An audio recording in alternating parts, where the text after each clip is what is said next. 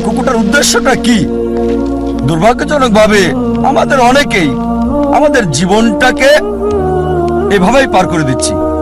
এই কুকুরটার মতোই আমাদের জীবনের উদ্দেশ্যটা কি? আপনাদের আমি একটা উদাহরণ দিচ্ছি। একবার একজন লোক তার প্রতিবেশীকে বলল, আপনার কুকুরটা সব সময় গাড়ি দেখলে তার পিছনে ধাওয়া করে। ভাবছি এই কুকুরটা কখনো কি গাড়িটাকে ধরতে পারবে? প্রতিবেশী উত্তর দিল, কোনো গাড়িকে ধরতে পারবে কিনা সেটা নিয়ে ভাবছি না, আমি ভাবছি গাড়িটা ধরতে পারলে কুকুরটা তখন কি করবে। আর প্রতিবেশী কুকুরটার মালিক, সে কিন্তু বুঝতে পারছে গাড়িটাকে ধরতে পারলে সে কুকুরটা তখন কি করবে। এখানে কুকুরটার উদ্দেশ্যটা কি?